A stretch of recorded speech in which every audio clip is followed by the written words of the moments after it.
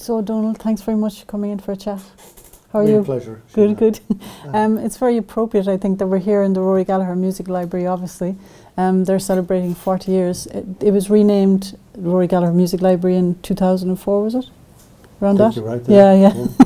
And also, of course, you're celebrating the 70th anniversary of Rory's birth, so you must be very busy since March, are you? Yeah, it has been a busy year. There's been all sorts of good things, and part of him being honoured for his 70th was the Central Bank of Ireland designed and produced a coin in Rory's honour, and President Michael D. Higgins very kindly did the honours in the launch of that coin. Yeah, it's brilliant. So Rory is 2018, and then there's going to be Phil in it in 2019 and Luke Kelly in 2020. But you didn't know about it, did you? As such, it was a surprise, was it? Bizarrely, I came in to see Liam Ronan here in the library one day, and first thing Liam said to me, he said, "Oh, I said, that's a coincidence, you dropping in to see me." He said, "I just had a call from the central bank. They were looking for contact details." So I said, "Why would the and he said, "Oh, I think they want to do a coin." And I was going, you didn't know about it. And of course then you're waiting to hear, and of course a number of weeks went by, and they did get in touch, but it got postponed 3 or 4 times. Mm-hmm. So there was a few false dawns, so you were dying to tell people, but between them trying to find the mint and then finding somebody to design it. Yeah. So, and that was actually a nice learning curve, because you don't look at the intricacies of, you know about making albums or stage shows or whatever you do, but so it was Martin Guilfoyle, he's a Welsh designer. Yeah. So they put me in touch with him, because the bank had the attitude they can do this anyway, without just stick a picture on there and a drawing, and I said, no, that's... So they got this guy, and then he had been, he's a music fan, and so he went back and revisited all Rory's records and music, and actually went to see a few Rory tribute bands. Mm-hmm. And we had great conversations. How do you put Rory's whole world into one side? It's one side of a coin, because the other side is the harp, obviously, the symbol of it. And so we got it down, which is, for the purposes of the coin, is a vinyl record.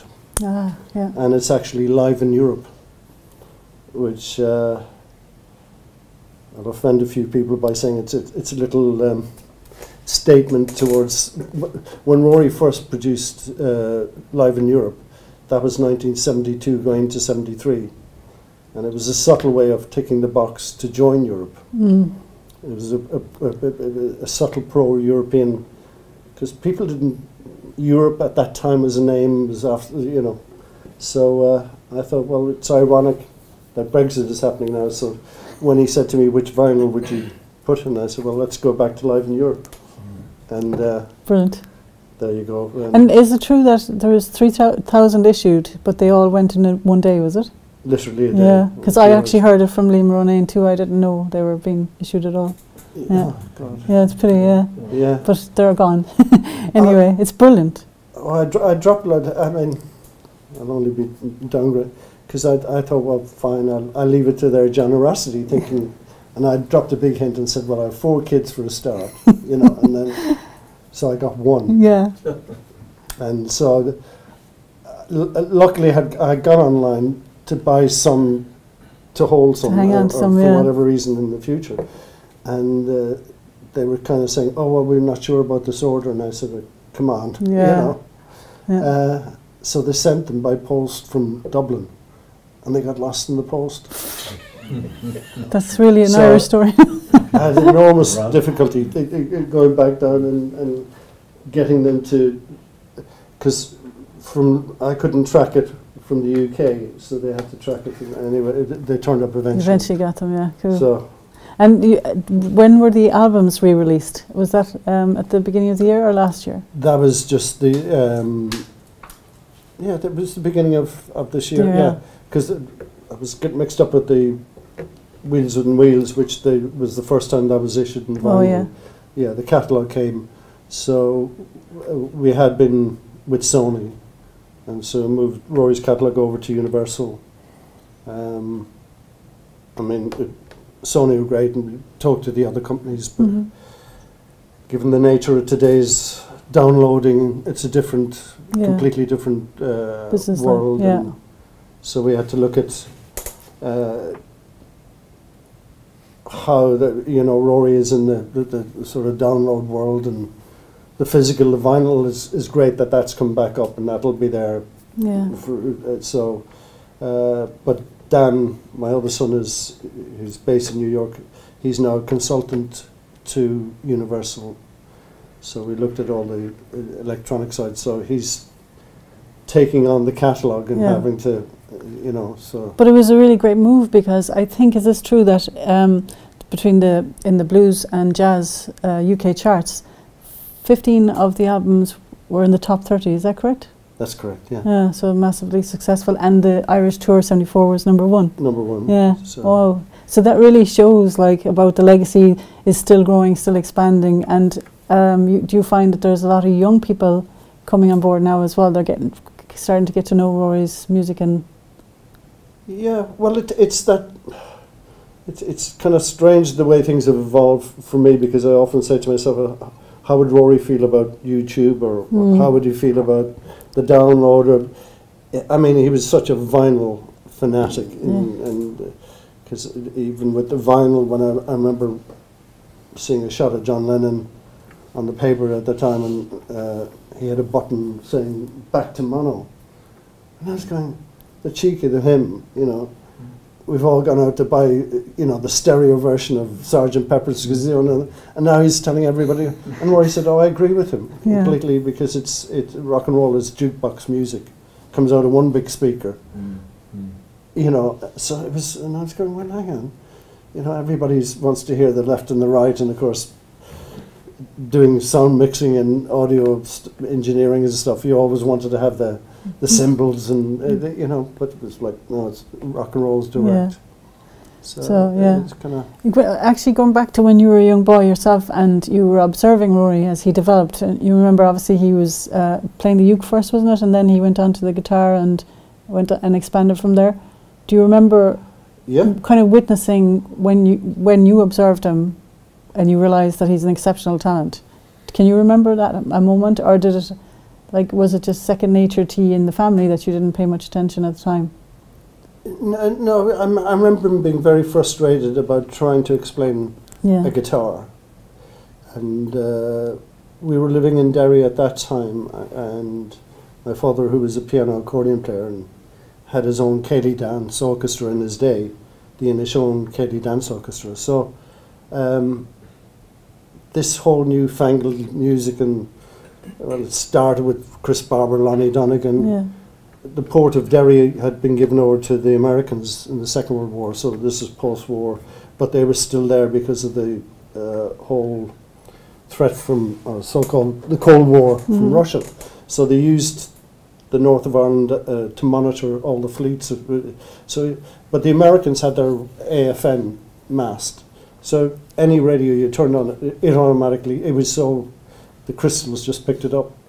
So Rory was listening to the Jazz Hour when my parents, because we lived in this, they might pop in next door, so you weren't allowed at the radio. Rory to fiddle around with the radio, and to get AFN, he knew, he knew the schedule when the Jazz Hour was on, because it used to scare the living daylights out of me, because it'd be, "There's the Voice of America, the Jazz Hour." It sounded like the devil. I mean, it really, when you were a kid, and then the music was so out there, and abstract, and you kind of go, that's what he was listening to. So slowly the blues element came in behind that. Actually, it was a jazz element that he was listening to more than, but the guitar was the thing. And I remember him getting round cheese box craft or whatever it was, and a school ruler and elastic bands, and my mother would say, "But that's a banjo," and he's going, "Yeah, but it's like, I can't cut out the sides." And so she sent away for it wasn't a ukulele. It turned out to be a plastic ukulele, if you like, but he wanted the Lonnie Donegan model. And anyway, whatever the mix-up, he got the Elvis Presley model. And he wasn't that happy about it. He wanted Lonnie Donegan. But he got used to it, so then the family was moving to Cork to sort of pacify Rory that he'd be going to a new school, etc., that he'd be allowed to get a wooden acoustic guitar. Very good. And thereby so a tale with your dad. Then there's the connection, and I'm wondering also, do you remember observing him when, like, he was supposedly quiet and shy, but yet when he went on stage he just transformed. Do you remember that moment when you saw him, you know, turning it on stage, and were you shocked, or were you kind of going, yeah, that's what he's like really, or how did you feel about that? Well, the first indication I got it that he was a performer, because we'd go, I don't know, it was the Tommy Steele film, and Tommy Steele was a bit of a rock and roller in the beginning, and but we'd go up to the Diamond in the centre of Derry on a Saturday night to watch the 6-5 special, which was the first, it was a black and white music show, which usually featured Lonnie Donegan. But you couldn't hear the sound, all you could do was see the pictures. And there'd be maybe 50 people standing outside the shop window looking at the television screens, and no music. But Rory had learnt all the lyrics, so he could tell from the lip syncing. He'd start singing the songs, and it was like, you know, kid, shut up, Rory, shut up, they're all like, no, he was in a trance. He was already, he had an audience. And he was performing. It was already happening at that stage. He was already, so then when we came down, of course, once he got the guitar and a few chords, it was like, where could he perform? So, so was it kind of liberating for him, really, I suppose, was it, the whole thing, and going up on stage? He letting it all out, like all the energy and... Yeah, he used to get enormous stage fright. But I now realise that, looking back, and you know, I can't go on and I can't. But actually, what it is it's the excitement. That's what he wants to be doing. He doesn't want to be off stage. In fact, one of the best tributes ever paid was, God rest the man, Steve Wolfe. He was a Californian promoter who actually got murdered. He produced the Star Wars concerts, and he was shot with the box office takings. Anyway. But Steve Wolfe was a good friend, and he'd promote her. And I remember he called me aside one day, because you'd be on these maybe large festival bills or package bills with everybody else. And he said, Dan, you know, he said, your brother's unique. He said, of all the artists I know, he's the only artist that comes over here and never threatens you with not going on stage. He said, and he's the only one who threatens you with not coming off as well. Which sounds wrong. Brilliant, absolutely. Because it used to cost them more if you overran the concert, because the union, the hall and the scales. Right. Yeah. So Rory'd blow the whatever percentage bonus you were on by not getting off. Overrunning. It's brilliant. It's also really interesting. I find that the top guitarists of the world rate him as their number one, like the likes of Slash and Hendrix even, and Clapton and so on. And yet, even with that status, what I really like is that he was still somebody who connected with his fans and so on. And like Noel from the shop, you remember Noel? He went to see him in the City Hall, and he caught him just as he was coming off stage, and he was standing there chatting to him for quite a long time. And he stayed there quite enthusiastically, giving him tips. Did you see a lot of that? Was that always going on? Yeah, I mean, he didn't want to leave the venue. Oddly, last night I was watching a documentary about Alex Hurricane Higgins, and they had this footage of Alex, bless him, in his last few days, and they're actually covering the tarpaulin over the table, and they're kind of trying to. And he's sitting there, and they didn't want to leave the venue. Rory was exactly the same. Same thing, yeah. He needed a crowbar, and he preferred nothing better than say, because in the end he'd stay there, or he'd stand at the back door, and he'd been on stage sweating for hours, so you'd be trying to get him back to the hotel. You didn't want to be rude, but he just wanted to stay there. He didn't want to go. Like, that was I don't want to go back to the reality my day of job things, or my like, day life. I want to be here, staying there. I want to be in the... Because it was also the chatting of everything to do with music, because I remember he used to come into the shop a lot, obviously, and he'd ring up and say, is your dad going to be there at closing? And I'd say, yeah, and I knew then that I was going to be still in the shop hours later, kind of thing, waiting for my lift home. But he used to come in and they'd be just talking about all the equipment, and he'd probably tell my dad a few things that he could pick up, some brands, and he'd ask Mick, where did that come from and who made this? And they'd be just chatting non-stop. Like, I mean, I think it's great, you know, that interest was always there.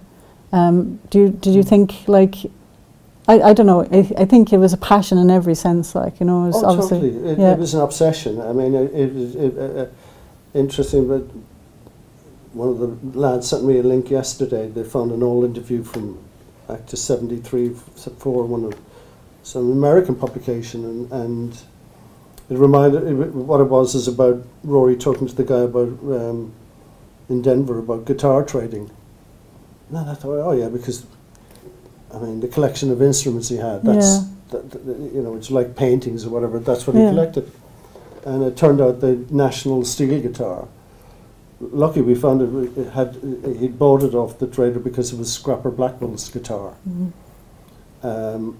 So he would, and he'd stay there for hours, particularly with guitar, anything, instruments. He'd entertain them, and then, you know, he'd have been up all night, and they'd be around at the hotel the next morning bringing some other instruments, and it was just non-stop. It used to get a little bit boring from my point of view. I remember one day we had half a day off. I don't know that we'd even, or maybe we might have a full day. And we'd be looking forward to a long lie-in, and you know.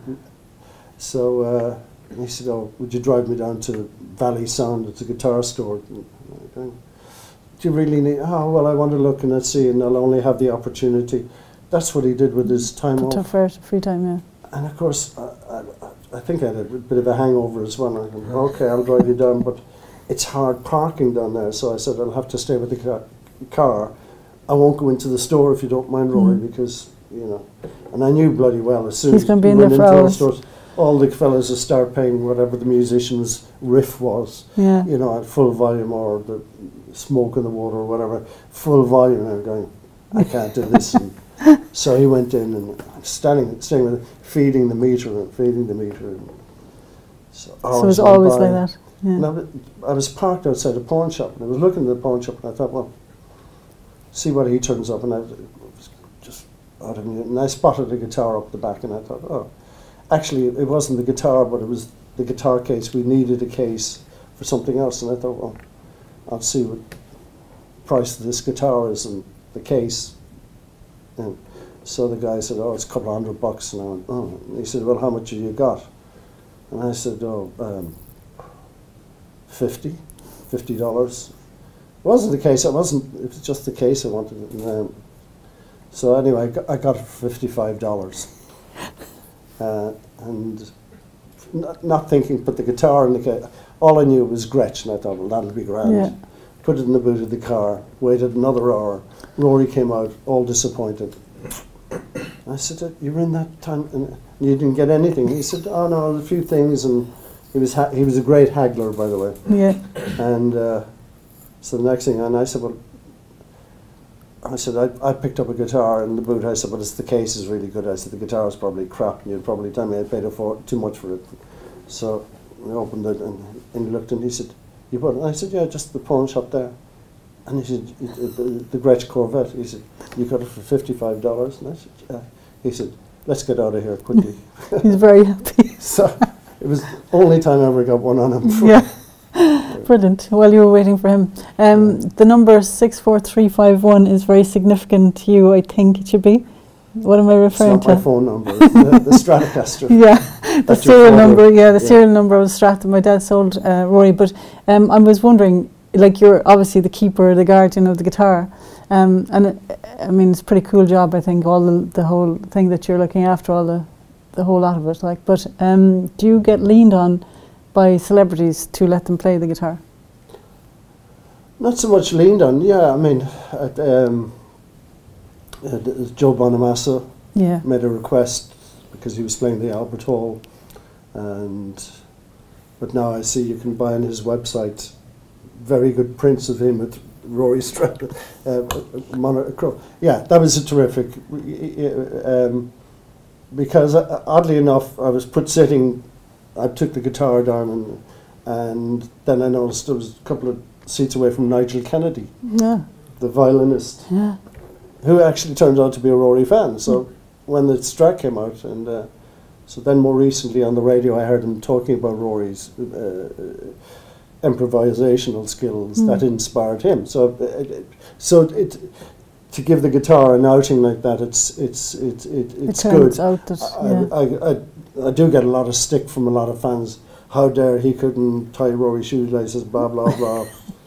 Johnny Marr's another. I mean. Oh yeah, I've seen him play it on YouTube, I think. Yeah, I mean he genuinely is a Rory devotee because, and I remember meeting Johnny with the Smiths, and they were the opening act on a bill up in Finland, and he kind of, it was a festival and they were on the day before and they were trying to get in back the next night to see Rory. So that's first reacquaintance, but I don't know that Rory was that much impressed with the Smiths. It was like that new era kind of thing.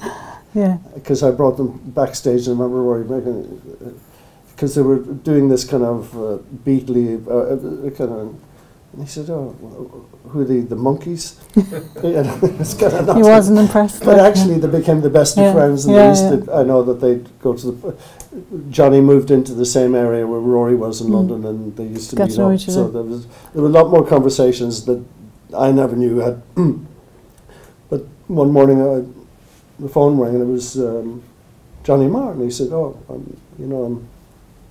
And I said, "Oh, I believe so, Johnny. I mean, what can I do for you?" And he said, "At some point, if I come to London, could I hold Rory's guitar? Would that be okay?" And I said, "Yeah, sure. When do you want to come?" And he said, "Could I come tomorrow morning?" And it was that, once you got a yes. Yeah, he was there, Be straight.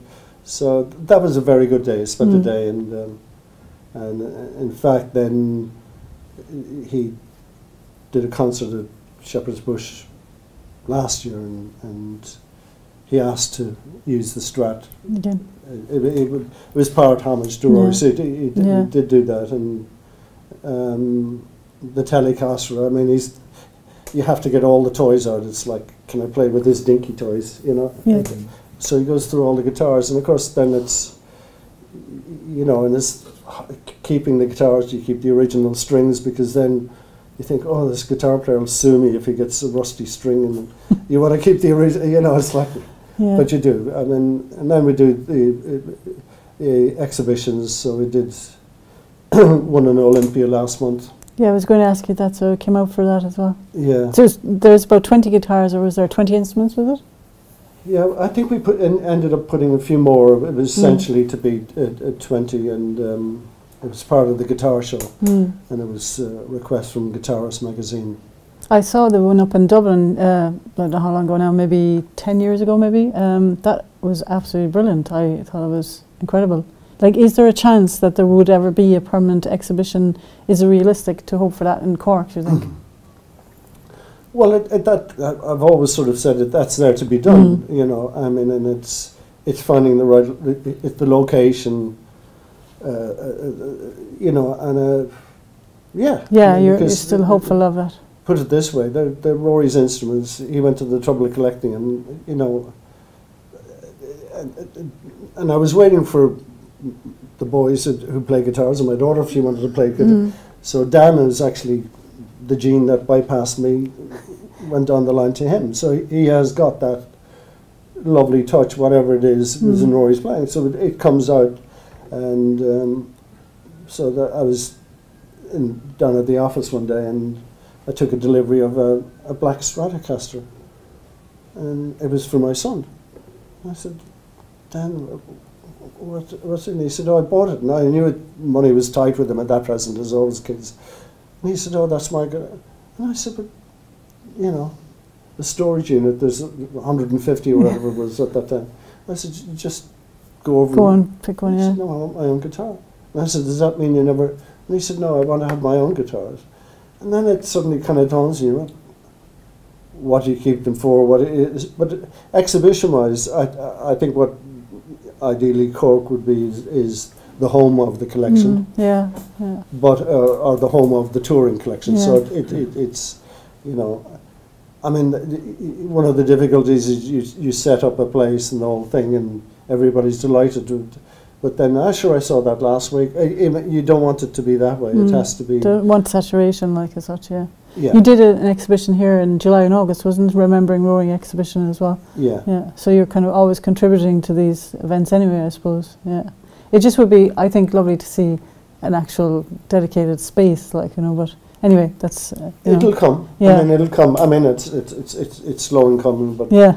all good things, etc. But I mean, that's what's brilliant about the library. Over the years, to have been able to demonstrate in the way we do the exhibitions is to theme them. Okay, this year is because of the 70s, it was more generalised, but the previous ones I've done one was exclusively Rory's songwriting, which is an overlooked aspect of him as a musician and artist, and to display all the handwritten lyrics, and you know, and then for the fans who know the songs, where he's scratched out a word and changed it, and I find that intriguing to, you know, find those little changes, or the chord sequence that he's marked down, or you know, and so we've kept up, you know, it's everything hoarded as much as possible. And the guy who drove me up this morning was saying, "Oh, have you seen Bohemian Rhapsody?" You know, and you know, Queen, and of course they begin to tell you everything about Queen. Yeah, it wouldn't be your sort of. And I was going, actually, I remember Brian May moving into this. The bed sits next door to where Taste were, and he had a band called Smile. Now, Brian is another huge fan, and you used to gauge the other bands who were living in the street, because it was bedsit land, by the transits. So if it was a double wheelbase, they were big time. We were single wheelbase still at that time. And anyway, I thought, oh, they're posh. Yeah. And they've come out of the van. So, and it was Brian May, and he came up to me and he said, "Oh, you're with the band Taste." He said, "Oh, I adore the Rory, the guitar player." He said, "Oh, if I came to the Marquee, could I get back to see him?" And I said, "Yeah, sure. You know, just let me know." And sure enough, yes, they did. And I think that's up on YouTube as well. If you Google Brian May and Rory's sound, he got it from Rory's Trouble Booster in the Vox. And so Brian credited him. So anyway, that became a friendly relationship. And then he stopped me one day in the street and he said, "Oh, we have a new band, we're going to change the name." And Freddie was with him.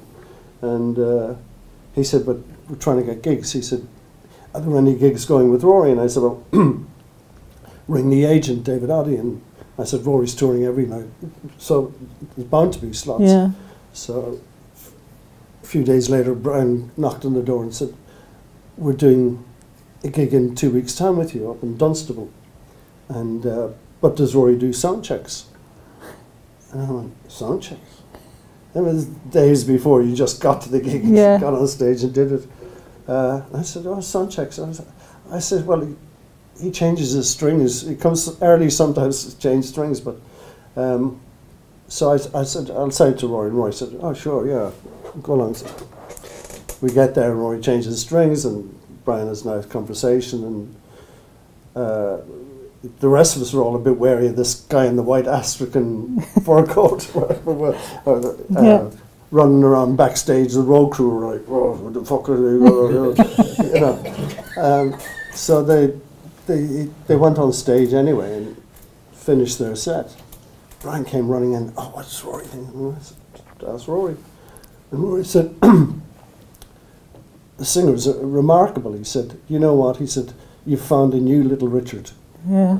It's really, I think, sort of hit the money of the voice and the scale, you know, probably in other ways as well, but you know, so the guitar players, the relationship. And I see Brian the odd time. He still is devoted to it. He did the Taste documentary, The Isle of Wight. So he paid good homage in that. And what would have been your favourite album? What is your favourite Rory album? That's, you know, it's the Desert Island Disc. Which one will you say from the Waves? I have no idea. Not particularly anything. Yeah, but each one is kind of a different space and time, I suppose, because I look at the albums and you kind of, I remember more about the album, about the time surrounding the album, and how difficult some of them were to make, or, you know, I mean, Post Haste was such an uncharted period of time, particularly with, you know, stuck in London, no money. My mother, bless her, sent Rory cash in the post, which was stolen by the people in the bedsit. You were really in. So how is he going to make? This band is splitting up. So how is he going to make another album? I mean, where are we going to go from there? So, so you look to the first album, the Rory Gallagher, the plain black and white album, and you kind of listen to that, and that actually, because I ended up working for another band at that time, so Rory was kind of going into the studio, but he was using just a small Fender, and he was working with the engineer who had been the engineer and on the boards, a guy called Eddie Offord. Yeah. And so I was out, had gone from a lovely little three-piece band who had one stack of Vox and drum kit and a small PA system. In fact, the same PA system inherited from the Fontana Show band. Oh yeah. That's so tight was the manager and money. So the Hurley boxes that your dad used to get made. So and the little Philips amp, which I still have, being a hoarder. 4 channels. So anyway, I was working for Atomic Rooster. The late Vince Crane, keyboard player. So. And then Rory was working on the album, so I'd do some nights with him and whatever their tour was, and then Rory said, oh, I need some, trying to find a piano player to do a couple of tracks with him. So I said, well, Vince Crane, he said, oh, but he's an organist, which he was, the big. So I said it to Vince, I said, presumably you can play a bit of piano, and so he came down the studio, and it was lovely, it was a kind of, and Rory said, well, I want Barrelhouse, you know, and this is what I'm thinking. And Vince did it, so it kind of, they're the things I sort of remember about the album and the individuals involved. And it means much more to you, obviously, as well, in every way, like, But is there a gig that stands out to you, a concert that you feel that was your best memory of him playing? Or is there, again, so much like that? Well, you could...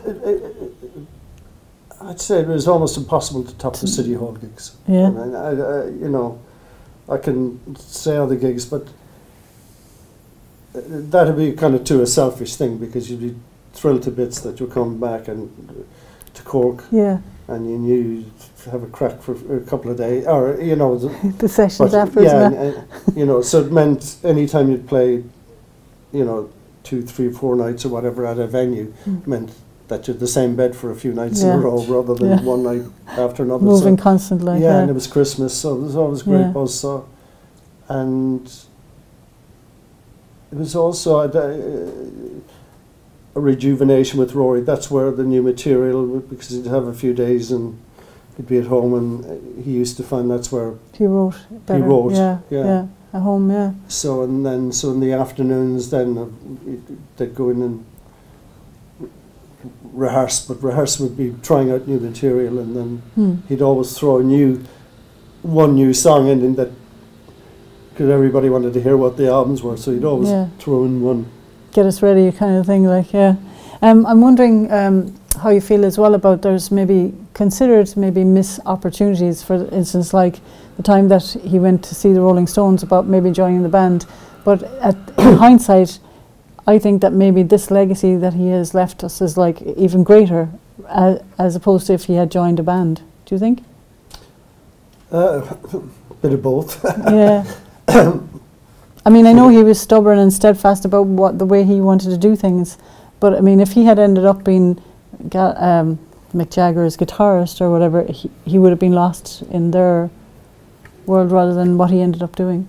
Yeah. I suppose I'm looking more from the management. Caring, yeah. it was such an accolade. Mm. I mean, that bit of history is now rewritten. Yeah. They did kind of, it's almost a race that anyone else was in the running but Ronnie Wood. But it was very clear Rory was absolutely the first choice, because based on who at that time would you get to replace Mick Taylor, who's a fantastic guitarist, for the subtlety and the style and the whole thing. And prior to that, the Stones had formed their own label, Rolling Stones Records. And what had surprised Rory, and when in '73 they formed that label, there was they were asked who they wanted to sign for the label, and Keith Richards said the first person we want to sign is Rory Gallagher, because I remember going, oh Jesus, you know, Polydor will freak out, they'll throw him off the label, you know, but it was out there, and Peter Tosh was the other person. So, and then the guy was saying, Rory, and he said, oh well, any guy can interpret Hank Snow, and isn't just all the blues and it's country, and he said that's the guy for me. So presumably he'd heard the Taste first album, Moving On, so there was a reference. So he'd obviously been aware through to that. So then in end of '74 into '75, Mick Taylor had gone, and speculation who would. So it was out in Douglas Road when we had the house out there, about 12:30 one night, and of course at the time of the IRA and UDA, VHF, and excuse me. So you were very cautious, and somebody rang. Phones weren't plentiful at the time, and 12:30 at night, that was going to be a bad call. Yeah. It was a car accident or whatever. And I heard this English accent saying, oh, I'm trying to get, is this Rory Gallagher's number? I was going, no, it's not his number directly, but can I help you? And it was like, and it was going an odd way. And I said, well, he's in another house nearby. I could get him for you, but it'll take about 10 minutes. And I said, who's looking for him? And the guy said, oh, this is Ian Stewart. And I knew immediately, once it was Ian Stewart, who had founded the Stones, in fact. And I was just about to say, Ian Stewart of the Rolling Stones. And so I'll tell him Ian Stewart of London then. He said, yeah, that's right. So I went in. Rory had gone to bed, because he did a night off. And, I said, Rory, look, phone's going to ring in 10 minutes. And I said, it's the Stones. I'm looking for you. And he thought it was a wind-up, so he refused to answer the phone.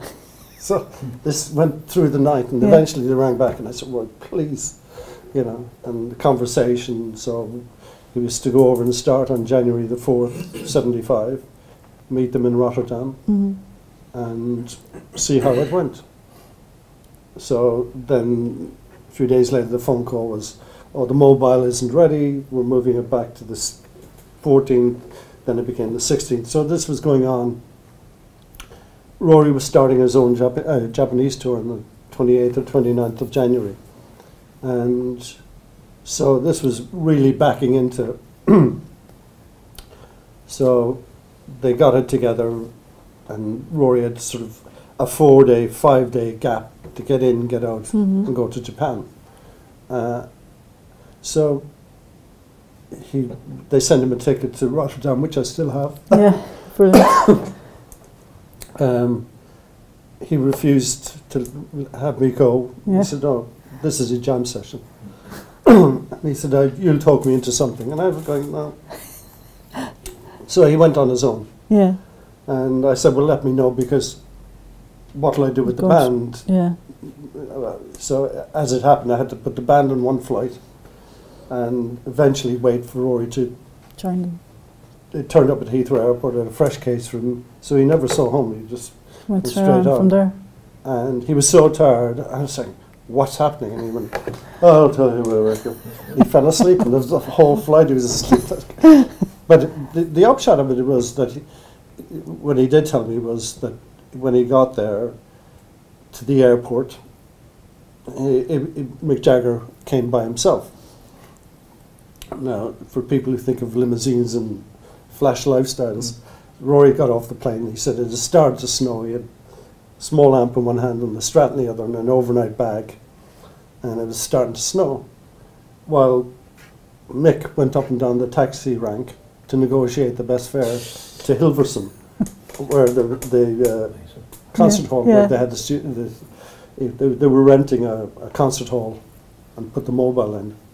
So it was, Rory went straight into the sessions, and he was welcomed by Marshall Chess Jr. Yeah. Said, Rory Gallagher, he said, "You're the man for the job." We were all delighted. So I don't think there was any question about it. Probably when to get, now Keith didn't turn up the first night. All right. And that was his bad period, shall we say. Plus he wasn't friends with Mick Jagger, so they weren't talking either. All right, there are. So a lot of the backdrop of the Stones' own story was that effectively if Rory had stayed and said nothing, that was it. Yeah. And of course the other thing would have gone against him. He was such a Brian Jones fan. He spent his time talking to Charlie and Bill, and then he realised that Charlie and Bill were just sitting there like they were session musicians. Yeah. So I think he recognised that, you know. So he did. Anyway, on the final night, he did about 5 tracks. Because I remember him talking about "Miss You," "Hot Stuff," and the night that Keith didn't come down, Mick was, who's the sort of main driver of that band, kind of said, "Rory, have you got a riff? You could start me up." He said, "I've got this song," and Rory had been writing a song, so gave him a riff down. I'm slightly confused as whether it's "Hot Stuff" or "Miss You," but it's a Rory riff. Yeah. And so anyway, on the final night, Keith did come down, and then they did a couple of nights together, and Mick said to Rory, "Keith wants to talk to you." You know, Rory said, "My flight's tomorrow, what do you want me to do?" And he said, "Oh, go, Keith wants to have a chat with you." So Rory went up to Keith's suite, the door was lying open, Keith was comatose in the bed. Rory tried to wake him, and typical Rory, he wouldn't nudge somebody, respect. So he went off for an hour and came back an hour later, still hadn't woken him up. Yeah. So he did that all through the night, and Keith never came around. He was comatose. So Rory literally took his stuff, went off, said nothing, didn't even leave a message, and got in the plane. Just went away, yeah. And it was like today now, you could text somebody. Of course. And then you're gone to Japan. That's plus the colouring of the world at that time. Rory was actually selling more records in Europe than the Stones were. They were barred from ever touring Japan. Oh yeah. So you're talking. So this was Rory's second tour. He was a god out in Japan because he was one of the first artists ever, rock artists to do it. Plus, it was the first concert to do in Hiroshima. Because they allowed him to do. They'd never had a concert because of American music. I don't know whatever, but because he was Irish, they asked him to do a concert, and that was the question. So this was him coming back. So he was on that level. Speaking of Japan, there, I don't know if this has ever happened to you. Probably has. One day the shop door opened, and a load of Japanese tourists came in. And one broke away from the gang and ran down the back of the shop to my father and jumped up in his arms. A lady, like a young lady, and she's wrapped around him and she's going, and she's going, "Michael Crowley, you sold Rory guitar," and all this serious excitement altogether. Like, and do you get that kind of thing? No. Does that happen to you? I wish. My father, like 6'4", and he's kind of looking, what the hell is this here, you know? But so the Japanese still to this day, like there's serious fans, like Yeah, there's it's a tribute in. It just went past. There was a Tokyo tribute concert. And it's. I got one in this morning to come. The one in Italy. Next month. And there was one in Vienna. Was there? You're going all over the place, basically. Well, I don't go to be honest. It's you know. I'm trying to encourage the lads to do some of them as well. Yeah, yeah. I mean, it's brilliant and it's lovely in that. Yeah, I mean the Japanese are kind of. It's funny because that you know, if it was one of the first gigs they ever saw, and I recently did meet a woman in London, and she was Japanese, and when I was she didn't quite jump in my arms. She'd been to see Rory in '75, and could remember every detail of the gig. Yeah, amazing. I think I told you about the story about the German couple who came to see my dad in 2009. They came over and they were just getting to know my dad a bit, and I saw him down the back chatting for hours as he did, and so I fairly knew that it was something to do with Rory, you know. But then the following year they arrived over. They decided they'd save up for the replica Strat, so they came back the following year, but they came back in September of 2010, and they're chatting away to me, and they're buying the guitar, and we did them a good deal and that. And next thing, the woman, she was able to speak English, but her husband couldn't. And she asked me, could Michael sign the receipt because they wanted his name? And I'm saying, unfortunately, he passed away. And she started crying, and then she's translating to her husband, and I was like, what's going on here, you know?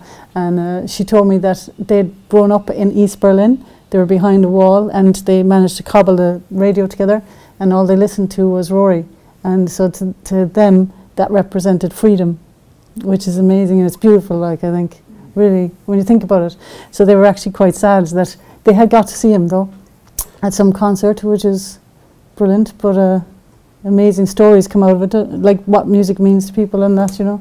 Oh yeah, well, interestingly enough, because Rock Palace, which is a big feature in the Rory career, that first transmission was the first German transmission behind the Iron Curtain. It was the first time that East Germany allowed Western music in, which was a Rory, you know, tore that show apart, basically. And in fact, I have a telex somewhere when it was an offer from the East German government for Rory to play a concert for the East Germany, and it was a very attractive offer, but it was for Hanukkah, I think was the and we passed in it. Yeah. But it literally, the date would have been the day the wall came down. Yeah, wow. So, you know, so, but Rory, aside from the, you know, his social conscience was about playing to people that couldn't readily see. So, we went into Poland in 1975. You know, it's hard to tell the world what life was like back then. But 75. So because Rory being Irish, and because of the links, there was kind of jazz, or he was accepted by the Polish Jazz Society, and the government approved it. So we went in to do 2 concerts, which were amazing. And of course, they refused to let Rory do encores. Yeah. They literally pulled the fire curtain, or the spy in the camp. I was told you were tutored a little bit as to look out for somebody. And it was our show. So this guy went and I said, he's doing an encore. He doesn't. No, he's not. And the whole theory that you'd have to was that basically you certainly don't give the people what they want. Yes, they want an encore, but they're not getting one. And he was from the Politburo, whatever. You know, so thereby there was a standoff. All I remember is I had my passport taken off me, and I ended up a week in Poland beyond the band. And the second they were flown out, we had to get up at 2 in the morning and flown out. I was detained, so there were kind of fun and games with walking around Warsaw without your passport and not knowing did anyone know the other side you were ever going to come back out. But Yugoslavia. And now it's all, you know, segregated. It was all under Tito, or he had just died. So, and to play in places where you're kind of used to the tensions of the north of Ireland had taught you well. So didn't know about the Croats and the Serbians, and we didn't know that chemistry, but you had to get in the middle of it, and you'd end up in it. Because I remember going to Belgrade, but the promoter, the guy who was taking us on, was from Croatia, and they wouldn't allow him in to the radio station. But then back in Ireland too, you know, in 1977 there was a programme on RTE. Do you remember Ryerk? Yes. Yeah, and I think there was a show by Father Brian Darcy, and he did a show about the power of music and the moral influence of pop culture on the generations of Irish people. And in that, right, there's a clip, or there's a show, there's a photo of Rory looking out at the audience, and you see all the adoring fans, right? And he said he's there in the National Stadium, Dublin, performing Messing with the Kid. And however, not everyone is a fan, and for many parents, the noise and confused world of pop really is messing with their kids. Do you remember that kind of Catholic Ireland resistance to... Oh, yeah. Yeah, big time. Yeah. What was the reaction? Did you know about this? Or were there many things like that you came across? Well, you're kind of delighted with it as well. Yeah. Like, you know, rock and roll was punk before punk was punk. Punk wasn't anything as a teddy boy or a rocker, a rocker. I mean, you know. Yeah. There was a kind of that whole sort of, say, 50s post-war. There's a better planet. We shouldn't be dying in the Battle of the Somme or the Second World War, or, you know, being conscripted, you know, end of conscription. Then the 60s, the whole thing of freedom. You know, freedom. I mean, you know, there was all, anything that was the first tour, 69 in America, which was supporting Blind Faith, Eric Clapton's band, Ginger Baker, and Delaney, Bonnie and Friends. So there's 53 people on a bus, 52 blokes and one woman, Bonnie. Yeah. So, and at the age of 18, you kind of, they were all serious junkies. I mean, you kind of, so culturally then you start to see it spin off. But the point I come to then is going up into Canada. And underneath the bus used to be some road boxes. There was a tractor trailer unit with all the equipment, but anyway. And we'd be stopping in the, going up over Minnesota, some back on the hours waiting for them. And then what it was, you thought they were getting rid of their drugs, whatever, they'd have couriers coming. But actually, with the, going underneath the bus were road boxes with people dodging the draft. Been driven into Canada because they're unlikely to stop. So you didn't let it stop you, obviously, anyway. So Well, there was always an edge to life, and that's similarly back in Ireland. And okay, there was respect for the powers that be, but they didn't certainly respect. I mean, if you go back to the show band, which was only just before that, where if you were a working musician, your livelihood was interrupted for 6 weeks with Lent. You couldn't do gigs, you know. Your bards, so it was like, particularly the bands that had been professional. They had to hide themselves and, or go off to England and try and compete with. Everybody was fishing for the same pool in North London to get gigs. So. Tell me, is Declan Quinn has been working on a film? Is that coming soon, or what's the stage? Like we talked about it before. You know. Yeah, it'll be cool. I can't wait to see though. Well, I mean, it was arriving at a very certain point. Declan, who's a director of photography, he's a director, so he has a script at the whole thing. So he had it. It was up and running because he'd worked all the time with Jonathan Demme, the late director. So who he did all the documentaries on Neil Young and various things. So it was a great company, but Rory hadn't come on Jonathan Demme's radar until Declan introduced him, and so the next thing he became a big Rory fan. So I went over and spent a couple of days with both of them, and you know, whatever they wanted to talk about or hear or whatever. So and it was all. Jonathan Demme had become executive producer director, Declan was director of photography and director. Mm-hmm. Actually, currently you'll see Declan's work in Black 47. Oh, yeah. All the photography in that is Declan, yeah. That's brilliant. And his brother's Aidan Quinn, the actor. Who's, so his whole family are steeped in this. And he did all the early U2 videos as well. So he's a great musician, and he's the man for the job. Yeah. So it's now there was a setback, sadly, because Jonathan died. More recently, since we moved to Universal, or Rory's catalogue over to Universal, they've now come up with a budget.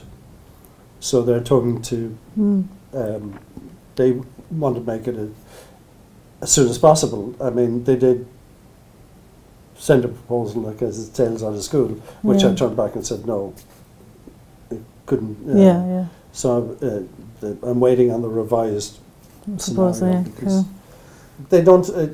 People come into it and you know, and I'm trying to explain to them. Rory's passionate about his work, so why wouldn't I be passionate? And I'm not going to sign off on anything that's he wouldn't not want. Exactly as he'd want. You know, and they all think, oh well, you'd just be delighted and make a film on Rory. And you're kind of going, who's portraying him? What's portraying him? How's it going? Yeah, Declan I trust. And I brought him to the party, and I said, but you know, we're a player in this. We're not just, you know, hand over your archive and you know. So anyway, they now understand that. Good. So it'll be happening soon. Hopefully, So. And what about a book? Because I think it would be great to hear your story. Have you been writing down, getting ready, planning a memoir of sort? Yeah, I've lots of things written, lots of notes made, lots and lots. But the difficulty is that you know, to me, it's about Rory's music, number one, and I did, you know, until you got re-established, if you like, his catalogue, and got some new titles to the canon, to, you know, like Wheels and Wheels was to show that Rory was the acoustic side of Rory, which is very important to him, and you know, that was quite a mission to pull that album together, because it's actually a ghost story for another day.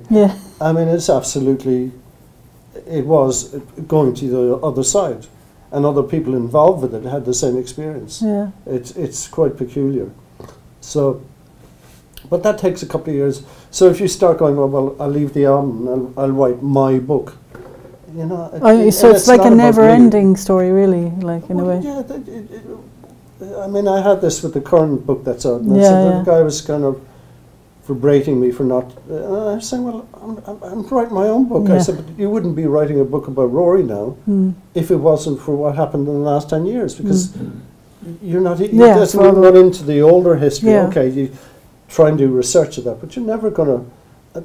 You know, that's something I want to get right, and it takes time to remember everything or research it yourself. So, but meantime, we're getting Universal to put his music out, and we're pushing them, because it's really hard slog getting you know, you have 4 major companies now who own everything in the world other than a few independents, and you know, you have to rattle that cage to get attention. You know, and it sadly in Rory's time, and I always used to say to Rory, it's the squeaky wheel gets the oil.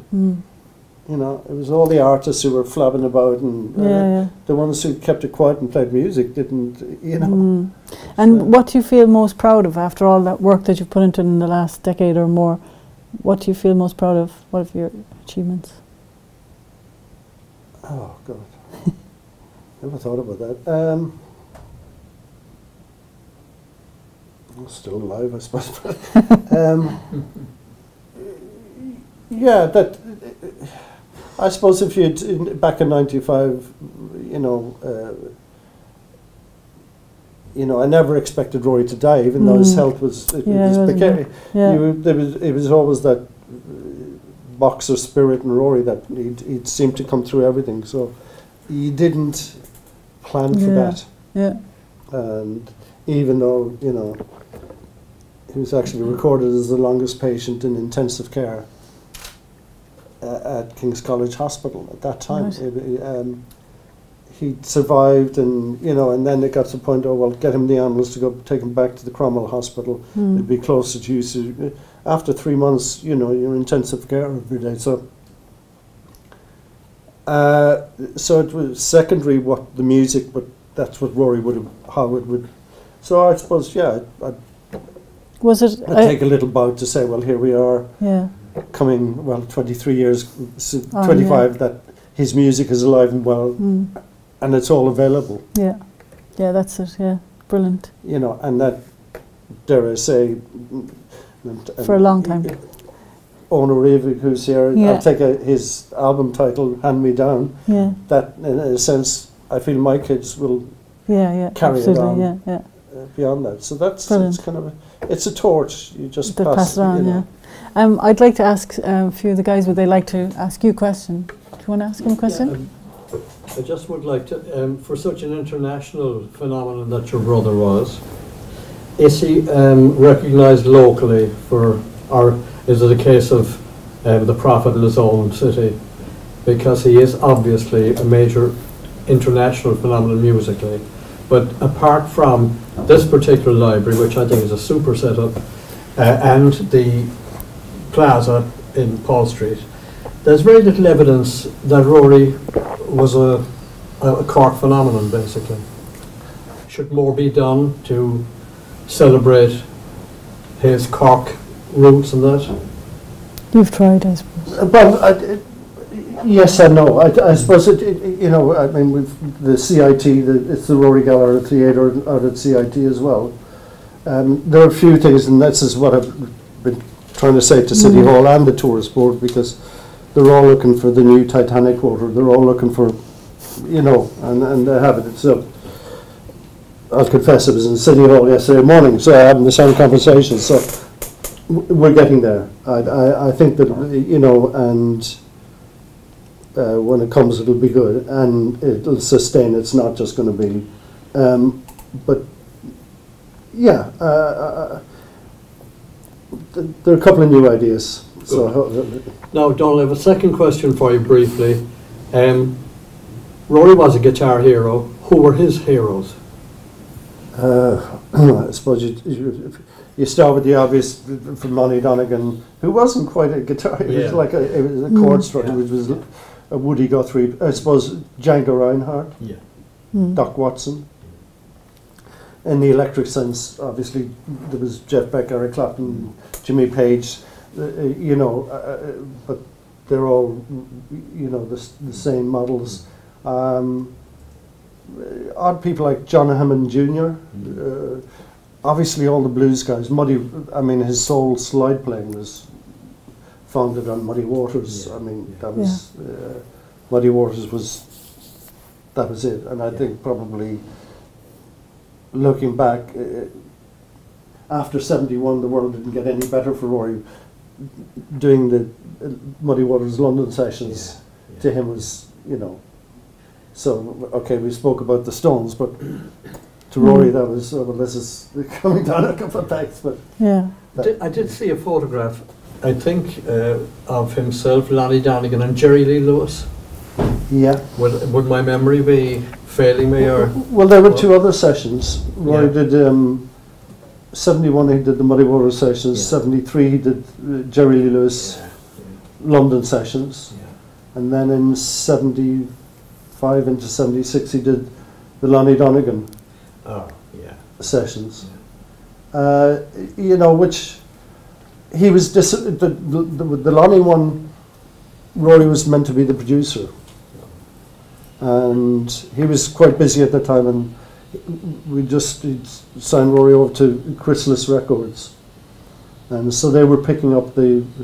It happened by a weird way. It was 23rd of December. Rory was headlining the Royal Albert Hall in London, and we were flying off the next day back to Cork. So I hadn't managed to get a present, and I was going, "What could you get Rory?" And then I knew every time I'd buy him something.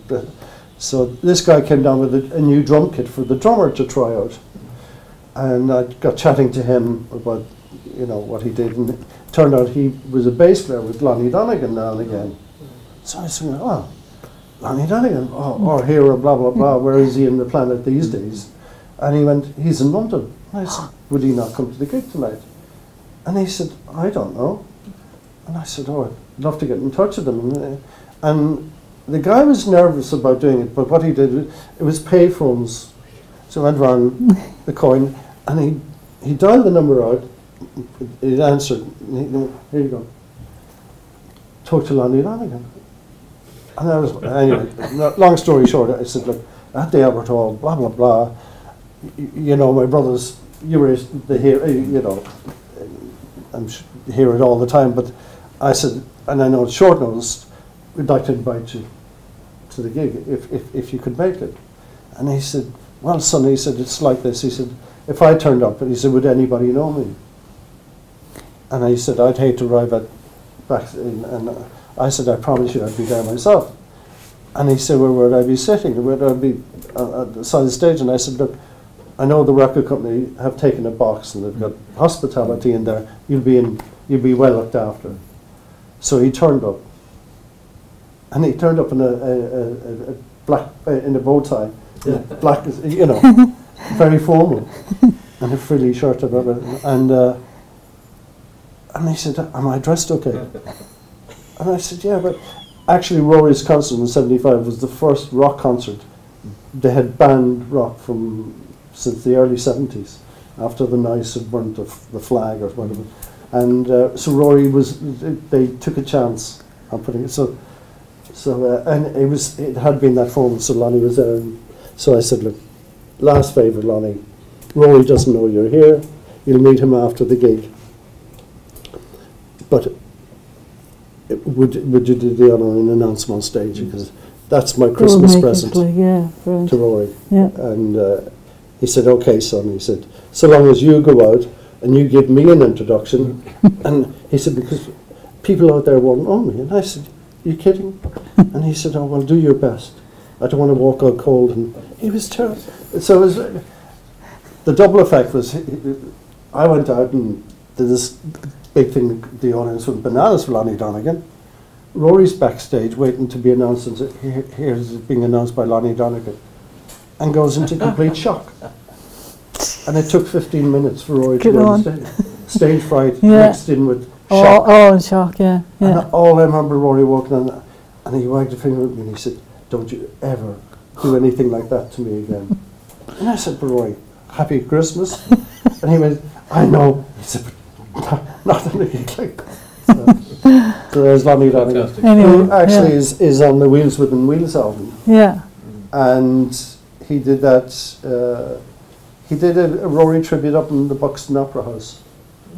And I became good friends with Lonnie.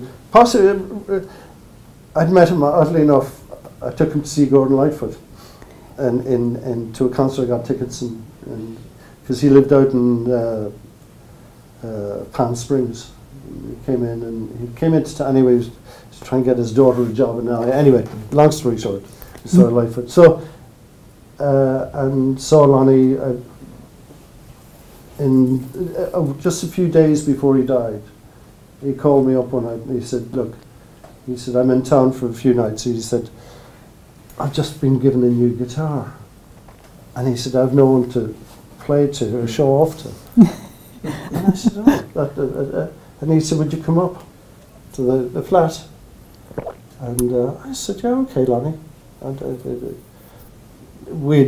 I'd on the Capo label, I'd done Lonnie's album. The first bit of money I got out of BMG, I said, well, Rory's Hero can't get an album out these days. So I knew Lonnie had some recordings made, and I developed it with BMG, which ultimately led to the Skiffle sessions with Van. And Van came in and did the 2 tracks on the Capo recording in the studio. And then he said, oh, this will be done. I want the right to do it live.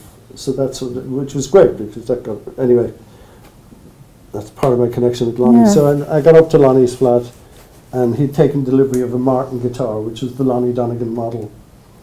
And it was a complete full circle. It was like seeing Rory with his first wooden guitar from Crowley's. He was so enthralled with actually holding the instrument. And I thought, God, it doesn't change. No matter how old you get. He was the kid with the guitar. Brilliant. Cuddled the guitar almost. Yeah, and excellent. he died a few days later. Oh, man. Up in and I was in Peterborough, and I remember going up to in the train to Peterborough and thinking, they should be closing the Mall, flags at half mast, and walking down a long driveway to this crematorium, and flowers there, and it was so bless you from Elton John, and Stones, we love you, but they didn't have the jet fuel money to come to the funeral, and getting to this 40 people in a little church, and blessed, it was Joe Brown, Albert Lee,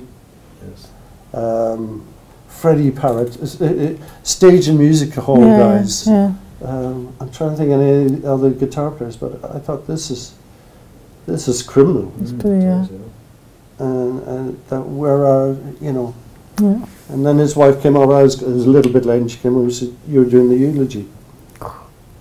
And actually, if we have the time to, because it would be great to do something with Lonnie within the year. Yeah. To help Lonnie out at one point was a circumstance. He was living in Spain, and he was all over the shop, and 3 divorces, bankruptcy a few times. And I said, "Lonnie, why don't you come back, and why don't you come and live in Ireland?"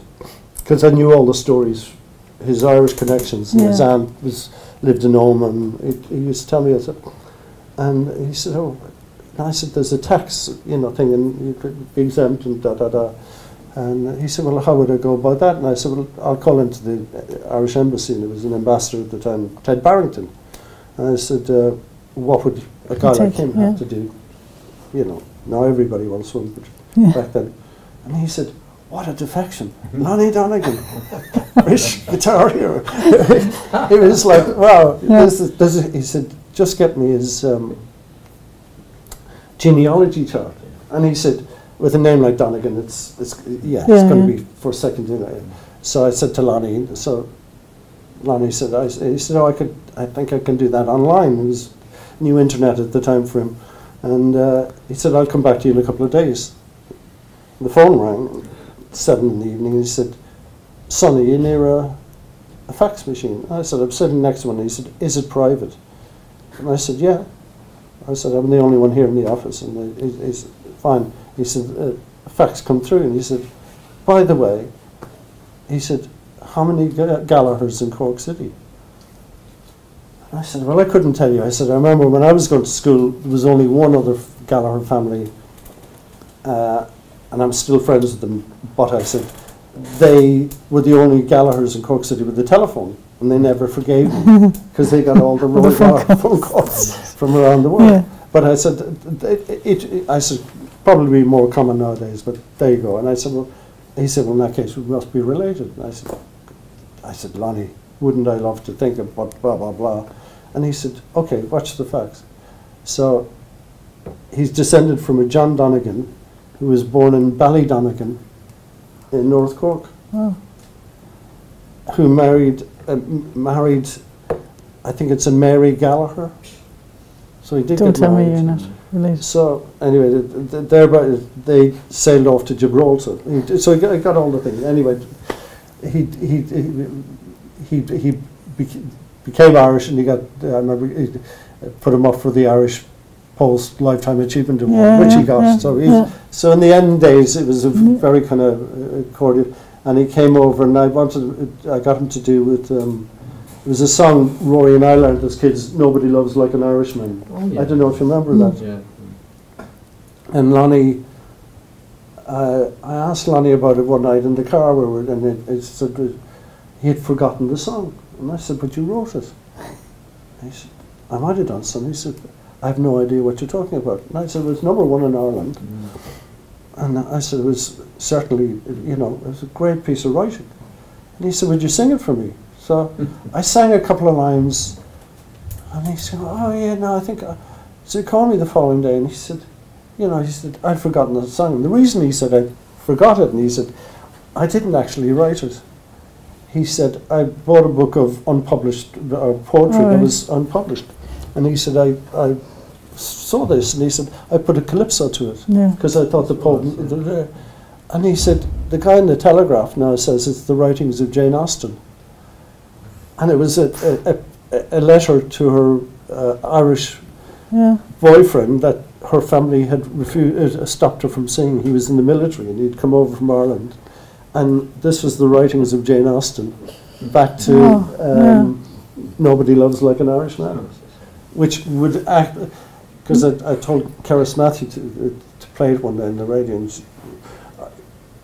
she kind of, I'll play Lonnie Donegan, but she didn't play the track, but then I realised afterwards, because it refers to the Quran and various things, the BBC would, you know. But anyway, sorry. Yeah, no bother. Thanks. That's brilliant to hear that now as well. I suppose we'll have to let the library back to Pete Townsend's background is Cork. Yeah. Because I was saying there's some in the Arcadian 60s or whatever, and where we used to do, and I said, Pete, you're not Cork. And he said, number 9 Barrack Street. My grandfather was from Barrack Street. Didn't know that. Yeah.